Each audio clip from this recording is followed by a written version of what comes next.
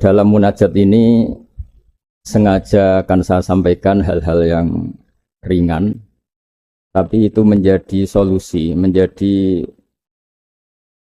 jalan keluar bagi kita semua sebagai bangsa Indonesia. Ada banyak catatan sejarah. Dulu kita pernah sukses menghadapi penjajah, juga masyarakat dengan segala kesederhanaannya. Tapi yang menjadikan mereka kuat adalah bermental kullukum ra'in wa kullukum mas'ulun an ra'iyati. Semua kita bertanggung jawab terhadap proses sosial, terhadap proses kemerdekaan, juga terhadap proses berbangsa dan bernegara. Mental ra'in ini, mental menjaga, mental memberi, mental bertanggung jawab, ini yang menjaga kita. Hingga dulu para TNI, para pejuang itu di kampung-kampung dikasih ketela, dikasih gembili, dikasih hui, bisa makan. Gara-gara punya mental memberi ini bangsa kita merdeka. Dalam sejarah paling terkenal adalah ketika perang Tabuk. Itu sahabat yang saking miskinnya itu punya beras, misalnya di Indonesia kayak beras 2 kilo dikasihkan Nabi 1 kilo, yang 1 kilo untuk keluarganya. Sehingga anggaran perang ini tidak untuk biaya makan, tapi tetap untuk anggaran perang. Karena orang-orang menanggung makannya sendiri. Ini yang penting sekali supaya kita ngadepin pandemi, juga ngadepi problem. Masyarakat ini kita apresiasi, mereka juga ikut berjuang untuk menjaga ketertiban bangsa Indonesia. Bayangkan kalau kita semua ini kriminal, itu penjara penuh dan negara tidak akan mampu menampung kita semua karena kita melakukan kriminalitas, juga keuangan kita tidak cukup. Jadi sekedar tidak melakukan kesalahan itu sudah bagian dari kehebatan kita sebagai bangsa Indonesia. Itu yang dimaksud Nabi kullukum ra'in wa kullukum mas'ulun an ra'iyati. Itu sebagai mukadimah untuk refleksi atau munajat kemerdekaan. Dan kita sering baca Quran. Kadang-kadang Allah Ta'ala itu suka ngendikan yang ringan-ringan. Allah Ta'ala yang Tuhan ketemu Nabi Musa yang berstatus kalimuwah. Kalimuwah itu seorang nabi yang setiap punya problem itu komunikasi langsung dengan Allah Ta'ala. Saking terkenalnya Nabi Musa sering munajat sampai ketika beliau sakit gigi, itu langsung matur kepada Allah Ta'ala, ya Allah saya ini sakit gigi. Jadi tidak ke dokter, tidak ke tabib, tapi langsung ke Allah Ta'ala. Bersama Allah Ta'ala dikasih tahu, coba kamu ngunyah rumput ini, jenis ini. Setelah dikunyah, Nabi Musa sembuh. Suatu saat beliau sakit gigi lagi. Tidak lagi konsultasi dengan Allah, tapi langsung nyari rumput itu, kemudian dikunyah tambah sakit. Tambah sakit, Nabi Musa tanya, ya Allah ini sesuai resep pertama, kenapa tambah sakit? Resepnya Allah, dulu kamu percaya saya punya kekuatan menyembuhkan, sekarang percaya kamu sama rumput, silahkan minta sembuh dari rumput. Akhirnya semenjak itu jadi syariat bersama bahwa ikhtiar harus tetap hasbiyallah wa ni'mal wakil, meskipun tawakal juga harus tetap ikhtiar. Karena di semua cerita-cerita itu Nabi Musa tidak langsung disuruh berdoa, tapi disuruh ikhtiar, yaitu dengan mengunyah rumput tertentu yang menjadi obat sakit gigi. Tapi di balik itu semua ada hal-hal dahsyat yang Allah Ta'ala itu ngendikan, atau cara memperlakukan seorang kekasihnya itu ringan sekali, rileks sekali, sehingga banyak kiai-kiai kita yang rileks. Fir'aun itu betapa biadabnya Fir'aun, betapa bengisnya Fir'aun yang menindas bangsa Israel, Bani Israel. Tapi pertama ketika Allah manggil Nabi Musa itu pertanyaannya ringan sekali. Wa ma tilka biyaminika ya Musa, kamu bawa apa? Padahal Allah tentu tahu. Ini Gusti, saya bawa tongkat. Kata Allah, untuk apa? Atawakka'u 'alaiha wa ahusyu biha 'ala ghanami wa liya fiha ma'arifu ukhra. Ya, banyaklah Gusti fungsinya tongkat ini. Untuk menghalau kambing saya ketika menggembala, untuk merontokkan daun-daun supaya dimakan kambing saya. Dan masih banyak lagi kepentingan yang lain. Kata Nabi Musa, wa liya fiha ma'arifu ukhra, dan masih banyak kepentingan lain. Sehingga para mufassir mengatakan bahwa psikologi seorang rakyat ketemu presiden atau ketemu gubernur, apalagi ajudan, ketemu pimpinannya itu pasti takut. Cara menghilangkan ketakutan itu diajak ngendikan atau ngomong yang ringan-ringan. Saya tidak bisa bayangkan kalau saya ketemu Mbah Maimun terus ditanya, bahak kamu ngiyai kamu reputasinya sudah kayak apa, yang sudah kamu pinterkan berapa, yang sekarang jadi ahli sunnah berapa, itu pasti saya gagap. Sama ketika gubernur ditanya menteri dalam negeri atau ditanya atasannya lagi prestasi, pasti gagap. Jika kadang-kadang bangsa ini kalau antar pejabat ketemu ya makan-makan, kalau ketemu kadang ngendikan yang ringan-ringan, itu sebetulnya bukan hal yang salah, karena dalam kecapean seperti ini hal-hal yang ringan itu adalah obat, adalah solusi.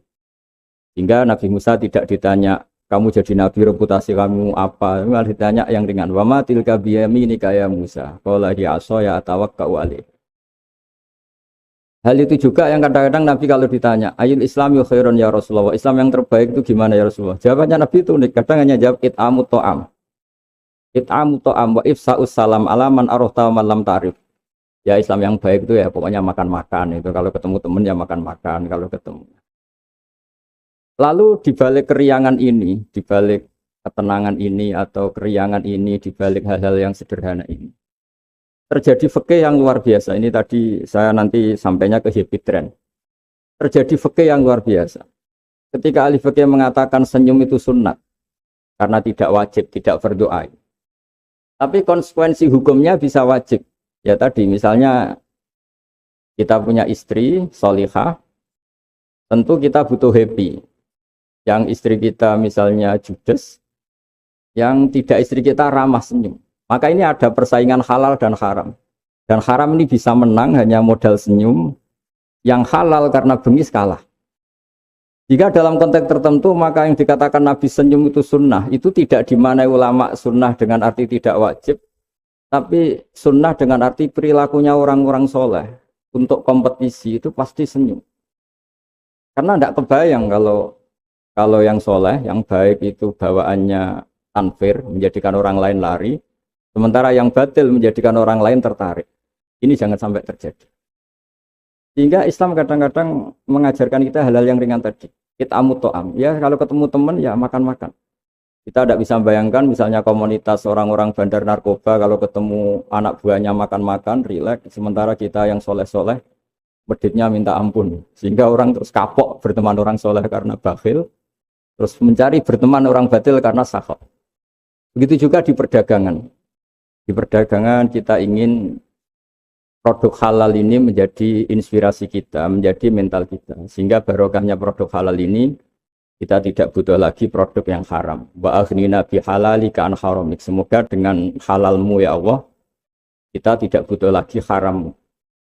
Misalnya orang-orang soleh itu kalau sholat senangnya minta ampun. Bisa sholat sop awal senangnya minta ampun. Menemukan imam masih takbir, senangnya minta ampun. Sehingga kesenangan-kesenangan ini menjadi tidak perlu lagi senang hal-hal yang haram. Makanya saya ikut mengapresiasi habit trend ini, semoga jadi sistem perdagangan yang menjadikan orang itu jauh dari haram. Di antara haram dalam Islam adalah kita tidak punya harta kemudian menjadi beban bagi orang lain. Fayaku nakalan alan nas, menjadi beban orang lain. Hingga di makalah Imam Ghazali paling terkenal diantaranya muru'ah. Muru'ah itu harga diri seseorang itu punya uang, punya harta. Kata Imam Ghazali menyitir sebuah makalah orang sebelumnya, apa etika orang kalau ketemu teman? Kata orang itu jawabnya bawa uang katanya. Pokoknya kelihatan cukup. Karena kalau kita ketemu teman, misalnya di Jakarta, orangnya sudah kelihatan hanya sanggup sak perjalanan, mesti pikiran pertama wah nyangoni ini, karena dia tidak akan kuat beli tiket. Ya. Jadi belum sudah jadi problem. Sehingga di Ihya di bab Adabul Kasbi, terus di situ disebut Fadhailul Kasbi, keutamaan-keutamaan orang kerja, itu di situ diceritakan betapa pentingnya orang itu kerja, punya aktivitas ekonomi, baik berdagang maupun bercocok tanam maupun apa saja. Karena di antara etika berteman itu kata ulama ini punya uang, karena nanti si sohibul bait ini tidak kepikiran macam-macam. Jadi saya tidak akan cerita panjang lebar, cuma saya pastikan bahwa kegiatan halal itu harus dominan dan harus asik. Karena nanti kalau dalam kompetisi kita yang bernegara sehat, bawaannya marah-marah, orang yang salah bawaannya senyum, pasti pertarungan ini akan dimenangkan yang salah. Begitu juga yang orang bawa kebenaran bawaannya pikir, sementara yang bawa kebatilan dermawan, pasti kita akan kalah. Di sini pentingnya ngaji usul fikih bahwa bagaimana tadi yang beberapa kali disinggung oleh Haji Ma'ruf Amin. Saya suka sekali karena beliau sering ngendikan kaidah-kaidah fikih juga usul fikih. Bahwa masalah pandemi ini atau masalah bangsa ini itu masalah bersama, bukan masalah pejabat saja, bukan tanggung jawab pejabat saja. Karena dalam Islam diajarkan siapapun yang punya kemampuan ikut membantu itu ya wajib. Jadi ukurannya itu siapapun, bukan yang sedang bertugas. Kalau semuanya profesional bisa habis bangsa ini. Misalnya kita melihat orang tenggelam terus biarin aja, kita tidak SAR kok, tidak tim yang penyelamat tenggelam. Kita melihat orang kecelakaan, saya tidak satlantas ya biar aja. Tidak bisa seperti itu. Meskipun kita kiai, kalau melihat orang kecelakaan ya ditolong. Meskipun kita tidak profesi itu, kalau berkesempatan ya menolong. Kalau semuanya profesional bisa habis bangsa ini karena nanti orang tenggelam nunggu tim SAR datang baru nolong. Nanti ada orang kecelakaan nunggu Kasat Lantas datang baru nolong.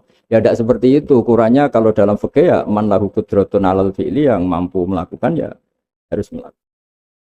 Jadi saya terima kasih sekali sama Kiai Haji Hasib sama semua keluarga Tambak Beras bahwa aktivitas dulu yang dilakukan bahwa Hasbullah sebagai pedagang, sebagai importer kain, sebagai penggerak ekonomi bangsa Indonesia, dan dulu gerakan-gerakan besar Indonesia juga dimulai dari Serikat Dagang. Ini semoga berkah dan menjadikan kita berenergi, kita punya kemampuan untuk riayah, untuk menjaga bangsa ini. Bukan menunggu dikasih. Tapi kalau kita ikut mentalnya riayah, memberi, menjaga, pasti mental kita ini bersama-sama menjaga. Tapi kalau mental kita tidak ikut bertanggung jawab, miskin nyalakan Menteri Keuangan, tidak pinter nyalakan kiai, ribet. Nanti kalau banyak musibah nyalahkan kiai, doanya tidak mandi. Wong ada musibah itu karena sanksi orang-orang yang nggak jelas, malah kita disalahin kan ya ribet. Nanti kalau salah-salah gitu terus ribet. Alhamdulillah kita tidak punya mental seperti itu. Kita semuanya berdoa, Rabbana dzalamna anfusana, kita semuanya merasa salah. Karena ya tadi termasuk salah adalah misalnya pernah suatu saat Nabi Ayub ditanya istrinya, kenapa engkau sebagai Nabi tidak minta doa di entasnya musibah pada diri engkau? Saya sehat sudah berapa tahun? Ya sekitar sekian puluh tahun. Saya sakit baru sekian bulan. Masih lama mana? Ya lama sehatnya. Ya sudah, saya tetap akan jaga syukur itu. Nah, syukur ini penting bukan untuk dablek, tidak peduli enggak, supaya jaga imunitas. Karena di antara nikmat yang paling pokok itu alladzi at'amahu min ju'i wa amanahu min khauf. Orang bisa makan, hidup kita tidak terancam oleh kepunahan, oleh pembantaian, oleh chaos sosial, itu sudah luar biasa. Karena di antara sifat Allah itu yang memberi alladzi at'amahu min ju', yang memberi makan kamu dari kelaparan, wa amanahum min khauf, dan memberi kamu kenyamanan. Kamu tidak takut. Itu sudah nikmat yang luar biasa. Saya sering bayangkan nikmat ini kayak apa. Kalau kita jadi orang Irak, orang Syria, kayak apa nikmat bangsa Indonesia yang teduh, yang nyaman. Ini harus kita syukurin dulu bahwa kita ingin nikmat yang di atasnya itu, ya ingin pandemi berlalu, ingin ekonomi baik, oke lah, tapi syukur dulu supaya tidak lupa lah bahwa kewajiban kita itu alhamdulillah dulu. Jangan karena kemerungsung ingin ideal terus yang sudah kita dapatkan kita hilangkan. Itu bahaya sekali dalam muamalah sama Allah Ta'ala. Sebagaimana tadi yang hadis qudsi yang disitir Bapak Wakil Presiden, siapa yang tidak syukur atas nikmatku, tidak sabar atas balaku, itu maka silahkan mencari Tuhan selain aku, tapi jangan menempat bumiku, jangan menempati bumiku, jangan pakai langitku. Intinya itu betapa bahayanya kita kalau tidak syukur. Saya kira demikian, dan saya terima kasih sekali atas kegiatan atau ide Happy Trend, tapi saya mohon semohon-mohonnya bahwa ini adalah bagian dari meneruskan tradisi dulu, mulai Pak Wahab, mulai Mbah Hasyim, mulai Mbak Bisri, mulai semuanya lah tokoh-tokoh dari ormas manapun, termasuk dulu ada Serikat Islam, ada Serikat Dagang, karena semuanya ini akan membangkitkan bangsa kita dari keterpurukan. Kita harus jadi kompetitor yang baik sehingga masyarakat ini berkebutuhan yang halal. Karena orang nikmati laba dari dagang, dapat uang dari bisnis, mereka antipati dapat uang dari nyuri, dari korupsi. Jadi semua kebaikan harus dinikmati untuk dalam rangka wa aghnina bihalalika an haram, supaya kita cukup menikmati yang halal sehingga tidak berkebutuhan lagi sama yang haram. Begitu juga dalam berekonomi, berbisnis, dan berperadaban. negara ini atau umat Islam ini nggak boleh dilatih difasilitasi Gus Ipul. Nanti agama ini menjadi bergantung wali napa? Kota. Saya ingin agama seperti zaman Pak Hamid. Izzul mu'min qiyamuhu billal. Atau syaraful mu'min qiyamuhu billal wa izzuhu istighna'uhu anin nas. Terus sing teko dan tentang mriki nak bengi tahajud terus yakin sujud itu kenangan terbaik, aset terbaik.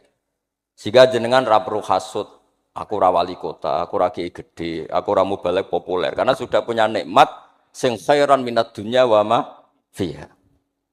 Dados mengke menteri keuangan iki kepenak, menteri wados wau Masanas iki kepenak, mergi mboten dituntut macam-macam. Orang asik dengan tahajud, dengan sujud. Tapi kalau masyarakat kita ndak asik dengan tahajud, ndak asik dengan sujud, penggaweane demo nuntut pemerintah. Dados solusi bangsa ini tidak sekedar pemerintah itu baik, pemimpin itu baik, tapi rakyat juga baik. Kula nate matur teng Ki Hasib, putranipun Mbah Wahab. Kebaikan konsensus itu dimulai dari kita. Misalnya barokahnya orang Indonesia itu sholat.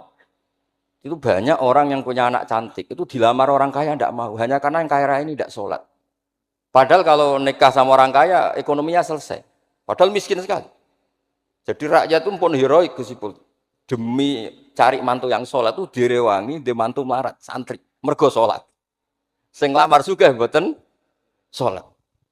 Nah kalau rakyat sudah punya konsensus gitu, mereka tidak akan milih pemimpin yang terkenal tidak sholat, apapun baiknya sosialnya. Sehingga tolok ukur kebenaran ini menjadi tolok ukur politik juga. Kan nggak mungkin masyarakat yang sholat terus nganggap pemimpin yang baik itu yang tidak sholat. Masyarakat kita anti zina, anti prostitusi, karena itu fahisyah. Sehingga juga tidak memilih pemimpin yang punya perilaku seperti itu. Masyarakat kita humanis, menghormati hak-hak orang lain, hak buruh, juga tidak akan memilih pemimpin yang jahat, yang sadis, yang macam-macam. Nah nilai bersama ini yang coba kita bangun. Tahu dawuh Pak Sukron bikin sakofa Islamiyah. Sehingga ini dimulai dari kita. Kemudian barokahnya ilmu, kalau kita sudah senang sujud, saya punya banyak hadis diantara dijelaskan setan itu paling menangis kalau melihat orang mukmin sujud. Kata setan itu, gara-gara sujud saya dikeluarkan dari surga karena menolak sujud tadi. Kalau niku Mbak Idris nate teng beberapa daerah yang luar biasa susahnya. Niku barokah boten bergantung wali kota Pak Ibu. Kalau jadi kiai gede paling nyesal itu satu. Kiai-kiai kecil itu di daerah-daerah tertinggal itu mendirikan masjid. Kiai nak pun gede kados kula diundang ning masjid disangoni kas masjid. Wong niku nyesal kula teng pangeran montek amen. Sing kiai cilik melarat muassisul masjid, banil masjid, sing kadang kiai gede kados kula disangoni dhuwit kotak masjid. Lha sing kiai cilik iku gawe masjid, sing kiai gede entuk kok masjid. Itu barokahnya ilmu, saya bisa istighfar. Kalau saya tidak punya ilmu seperti itu, tidak punya ilmu warak seperti itu, mungkin bangga. Untuk sanggup kok kotak masjid niku bangga. Jadi saya mohon dah dilatih. Keilmuan itu dilatih. Sehingga barokahnya itu juga nura yamsi bihi finnas. Allah tidak ngendikan nura yamsi fil madaris wala fil muassasah wala fil masajid, tapi yamsi bihi finnas. Teman-teman kita yang di Taiwan, di Amerika, di Eropa itu di Indonesia dilatih sujud dan sujud itu jadi kebutuhan. Mereka mahasiswa, mereka pekerja, mereka pejabat. Kepikiran kalau di Korea ada masjid, di Amerika ada masjid, di Eropa bikin masjid, bikin komunitas pendidikan. Itu kalau dari awal dilatih mendapat, tidak akan jadi. Karena dilatih nunggu tapi barokahnya mereka dari pikirannya sendiri, nurayam sibihi finnas. Teman-teman pekerja itu urunan terus bikin apa? Masjid, bikin pendidikan. Nah, terus target kula, target saya itu kepengen yang Islam itu punya nurayam sibihi finnas. Mereka tersiksa kalau di komunitasnya itu tidak ada tempat sujud. Jangan dilatih, kalau menurut saya, jangan dilatih dengan kebesaran-kebesaran itu. Monggo lah kita menikmati tadi. Ada istilah wali masyhur, ulama terkenal. Itu buat orang Islam supaya dapat pahala. Piro-piro ngidolakno wali, boten ngidolakno penyanyi dangdut ngoten mawon. Tapi secara hitung-hitungan keilmuan, saya ulang lagi, hitung-hitungan apa? Keilmuan kita ngitung. Kalau semua orang Islam afrodul muslimin gadah semangat bikin sujud. Akhirnya pertama ada tempat sujud di Korea itu yang bikin anak-anak TKI. di Taiwan, di beberapa negara Eropa, bahkan di Amerika pertama yang bawa Islam itu kebanyakan juga orang imigran. Punya kebutuhan sujud, bikin masjid, padahal zaman itu belum mungkin secara hukum negara Amerika masih imigran gelap. Lama-lama jadi orang terpelajar, lama-lama bahkan jadi yang senator macam-macam. Itu dimulai dari Nuro Yamsi bi Finnas. Bukan dimulai dari kebesaran. Lalu kalau sajane nggih radi susah jadi kiai gede nggih susah. Susah wow, takut saya tidak punya kecakapan lagi bina sing Nuro Yamsi bi napa Finnas. Nggih Bapak kula niku akrab sangat kalian Mbah Hamid karena Mbah Hamid sepupu bahasa itu di antara dawuh yang diingat-ingat itu nur aku soleh-solehku dhewe kok terus wong sering ngekeki dhuwit. Maksudnya saya soleh-solehnya sendiri untuk taqarrub ila Allah kok orang ngasih fasilitas napa duniawi. Makanya terus beliau sakhok sekali karena itu menghilangkan hisab. Jadi itu satu-satunya cara untuk menghilangkan apa? Hisab. Kan kita soleh itu inginnya dapat pahala di akhirat. Tapi di Indonesia itu baik. Orang soleh pun dapat fasilitas duniawi. Menjual kesolehan itu gampangnya Masya Allah. Sehingga yang nggak soleh pun pura-pura soleh. Dan itu akhirnya nyuwun sewu jadi materi. Dulu kita nyari ilmu ikhlas. Makanya kata Mbah Mun itu, jadi santri ikhlas di bang kiai. Kok sakit ya? Kowe nak dadi santri oke sapa mbok cucuk. Tapi nek dadi kiai koyo saingan. Karena kayak rival gitu. Jadi ini kalau rileks mawon terus yang terakhir ini kalau mboten lami-lami. Kalau cerita tentang iltizatan aklian. Dari sekian hitung-hitungan, kalau sering jagongan kalian Mas Sama, Mas Aziz. Dari sekian hitung-hitungan itu yang bisa mengawal Islam ila yaumil qiyamah itu adalah logika. Iltizatan aklian kalau kata kitab Fathul Bari. Karena kalau hukum wujubul akli, kalau kita zaman ngaji itu ada wajib akli. Itu ketika kita kecewa itu tetap. Misalnya saya didik Mas Aziz dengan gaya sosial. Sekali ada orang yang lebih sosial, saya ditinggalkan. Saya didik masyarakat. Sekali beda pilihan pilpres, saya juga ditinggalkan. Karena ini urusan sosial. Tapi kalau dididik iltizatan akliyah, ini kata kitab Fathul Bari, orang itu tidak bisa mengelak. Karena cocok tidak cocok, logika itu tidak terbantahkan. Ya tadi saya kemarin ngaji di sini juga cerita, kenapa ada syahidallah annahu la ilaha illallah satu wal malaikatu wa ulul ilmi qaimam bil qist. Kesaksian itu hanya ada tiga. Satu, kesaksiannya Allah tentu gak tertandingi. Kedua, kesaksian malaikat karena melihat langsung surga dan neraka. Ketiga, kesaksian ahlul ilmi. Berarti dari unsur makhluk itu nomor satu itu ahlul ilm, ulul ilm. Imam Amudi ketika ditanya, kenapa kamu bisa yakin kalau Allah itu ada? Ya jawabannya gampang. Hadhil makhluqat maujudah. Ini makhluk ini maujud semua. Bagaimana maujudat khalaqahal adam? Bagaimana sesuatu yang maujudat kemudian penciptanya adalah nihilisme. Sesuatu yang tidak ada. Sehingga Jubair bin Mut'im ini pemikir Arab toh. Ketika Nabi baca surat Tur di antara ada ayat am khuliqu min ghairi syai'in, dia langsung Islam. Masa hadhil maujudat khalaqahal adam? Masa yang maujud diciptakan yang tidak maujud? Itu tidak masuk akal. Kemudian ada Sulhul Hudaybiyah. Sulhul Hudaybiyah semuanya merugikan Islam. Sampai Sayyidina Umar protes, alasta bi Rasulillah, alasna alal haqqi wa hum alal batil. Umar itu protes karena di antara perjanjian Hudaybiyah itu kalau orang Islam masuk kafir dibiarkan. Kalau orang kafir masuk Islam dikembalikan. Semuanya merugikan Islam, tapi Nabi mau saja. Nabi hanya minta satu hal. Ketika Sulhul Hudaybiyah enggak ada perang, orang boleh mendiskusikan Islam.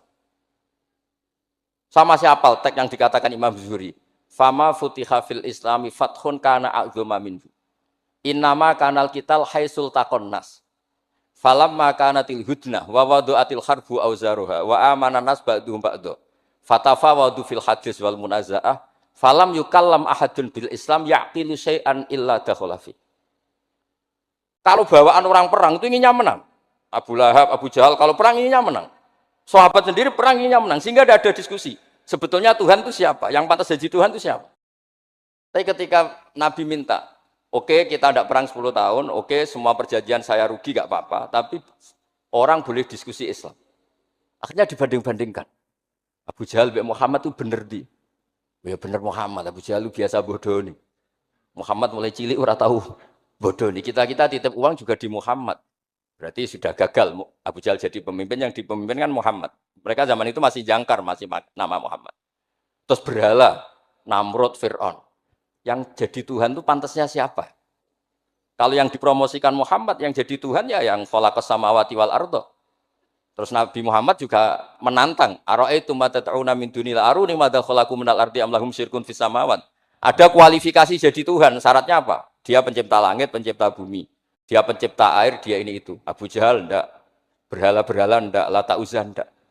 Akhirnya semuanya masuk Islam. Gara-gara barokahnya napa? Diskusi. Makanya di Quran sering ada kul ara'aitum, kul ara'aitum. Dan Allah mempersilahkan. Di diskusi itu makanya kata Imam Zuhri, falam apa itu tadi? Fatafawadu fil hadis wal munazah. Mereka debat terbuka. Nah sekarang itu orang harus ngaji seperti ini. Nah kalau iltidatan aklian tadi yang disebut kitab Fathul Bari, jenengan ngaji saya wajibul akli. Setelah itu jenengan kecewa dengan saya. Entah urusan politik, entah urusan ekonomi. Sampai tidak bisa membuang logika Anda itu tidak bisa. Sampai bisa enggak jadi orang komunis, ateisme, nihilisme. Terus berpendapat gini, hadil maujudat sabaqohal adam, wa khalaqohal adam. Ini yang maujudat langit bumi penciptanya adalah ketiadaan. Fakih fayakunul adam yu'athir wa yakhluq. Bagaimana sesuatu yang tidak ada kemudian bisa menciptakan. Jadi akhirnya paham nihilisme inilah. Barokahnya ya kayak Indonesia itu. Kadang di tonggo kiai ini wis kereng, rapati sosial. Ya tetap Islam. Mergo iso kecewa kiai tapi wong ora iso kecewa mbek napa? Islam. Beda pilpres, beda pilgub, dia tetap Islam. Bahkan orang nyun sewu yang masih suka mabuk, suka main perempuan, itu tidak pindah agama yang nyun sewu yang tidak melarang itu, tetap Islam. Karena logika yang dibangun Islam itu logika sing ma'ruf, logika sing makul, sehingga apapun kecewanya orang Islam. Nah ini pesannya Imam Ibnu Hajar al-Asqalani yang nyarai Bukhari, orang Islam itu harus didorong, berlatih terus dengan kekuatan iltizatan aklian. Dia punya kenyamanan berpikir. Karena agama ini liqaumi ya'qilun, liqaumi yatafak. Makanya dulu Nabi itu urusan sosial pun tuh Nabi kalau ngendikan itu mesti dilogika. Misalnya begini, ini yang urusan tauhid sudah sering saya jelaskan. Sebelum urusan sosial saya cerita Imam Tauhid. Saya berkali-kali cerita, Imam Amudi itu keramatnya itu karena guru matematika. Saya berkali-kali cerita. Terus kata Allah, silahkan ngajar malaikat saya tentang matematika. Itu malaikat diajarkan. Kenapa saya percaya Allah itu wajibul wujud?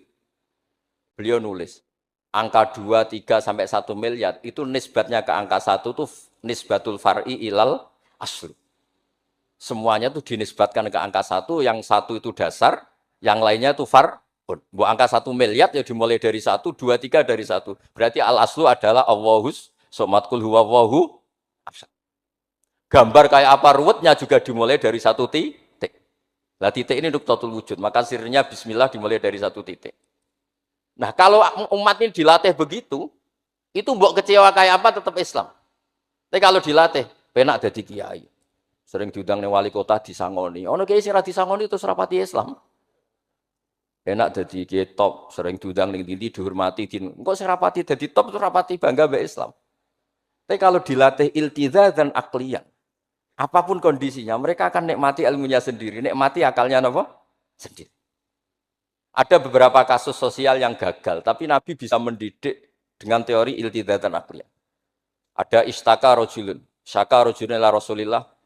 Bapak saya itu nakal sekali ya Rasulullah, sayyul khuluq.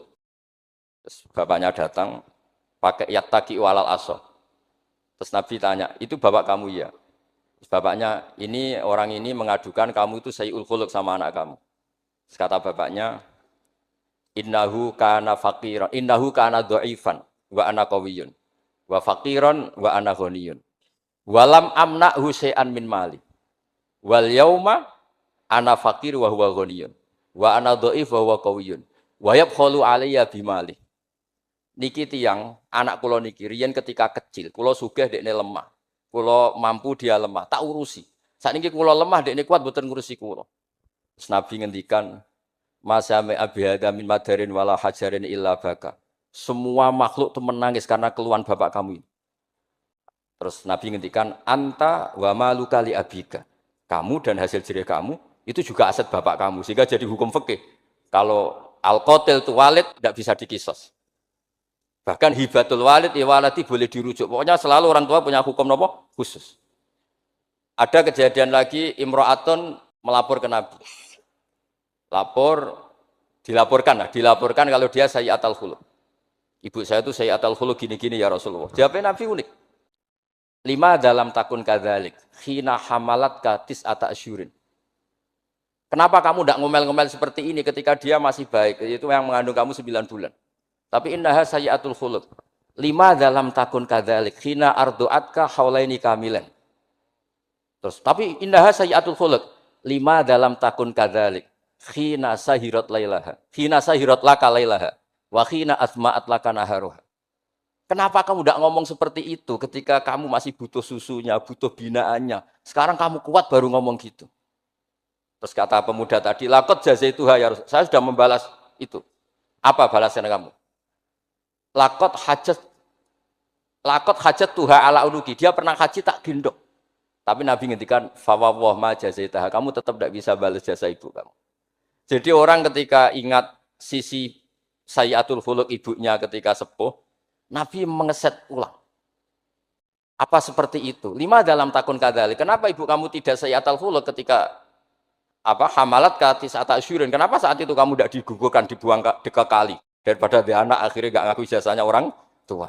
Lima dalam takun kadzalik khina ardu'atka haulaini kamilan. Lima dalam takun kadzalik khina tadi sahirat laka lailaha wa atma'at laka naharu. Itu Nabi. Jadi saya ini termasuk kiai lah yang ingin semuanya kita baik itu karena ada kemampuan iltidza dan aklian supaya agama ini liqaumi yaqilun liqaumi yatafakkar. Kalau agama ini dijual dengan isu-isu sosial, itu bahayanya itu orang-orang kecewa. Loh saya itu akrab sama Gus Pul, belum pernah main ke wali kota, bukan sok-sokan zuhud. Mau nak disangoni, terus suatu saat rah disangoni sedarani medit. Terus kurang suguhannya tersinggung, terus ribet-ribet. Pokoknya agama kalau dijual sosial itu ribet. Karena terus tuntutannya itu mukafaah. Makanya Nabi itu dulu pinter sekali kalau misalnya masalah zina. Ada pemuda itu hiperseks. Enggak bisa Islam, karena kalau Islam itu melarang zina. Akhirnya geger, ista'dzana fi zina. Saya mau masuk Islam tapi boleh zina. Geger kan sahabat menghalau supaya enggak sowan Nabi. Ketika geger-geger Nabi tahu itu ada apa? Ada pemuda mau masuk Islam tapi yasta'zinu fi zina. Dia harus boleh zina. Kata Nabi, suruh sini. Betul kamu pemuda yang mau masuk Islam kalau tetap boleh zina. Ya Rasulullah, saya ini diperseks, saya ini. Kata Nabi ngendikan pertama itu, atuhibbuhu li ummi. Kamu suka anak ibu kamu jadi demenan orang? Ya tidak suka ya Rasulullah. Atuhibbuhu li bintik. Kamu suka punya putri yang jadi demenannya orang? Ya tidak suka Nabi. Atuhibbuhu li kholatik, atuhibbuhu li ammatik. Terus dia selalu jawab, walan nasuhibbuna. Semua orang tidak suka kalau ibunya begini, putrinya begini, gini. Terus kata pemuda tadi, demi Allah, saya belum keluar dari majelis Rasulullah, tidak ada sesuatu yang abghadha syai'in ilayya minaz zina. Tidak ada sesuatu yang paling saya benci kayak zina. Karena diset. Ya sama seperti kita mungkin yang jadi kiai-kiai gede itu, dalile al-yadul ulya khairul minal sufla, tapi prestasi dari kiai ini entuk ora tahu memberi. Ya sama seperti yang zaman Pak Sukron Makmun. Dulu kiai-kiai dulu itu berjasa, sekarang kita itu makan apa? Jasa. Jadi ini ya tadi karena saya ingat betul di antara wasiatnya Mbah Hamid itu masih sepupunya mbah saya itu ke bapak saya ke aku itu soleh-solehku dhewe tak golek ridane pangeran tapi mbek wong dihormati koyo ngene. Kadang kan beliau itu sembunyi karena dengar mau ada orang ngasih uang. Itu yang diceritakan abahnya Mas Arwani Pak Taifur. Mbah Hamid itu sembunyi ditanya sama Pale kok sembunyi kenging nopo. Iku ana wong ngenteni aku pengen ngekeki dhuwit. Lah niku kiai-kiai jarang wani crita niku mergo ketoke kok piye. Ndelik ambek wong sing ape ngekeki dhuwit. Mulane kula nek ana wong medhit iku seneng.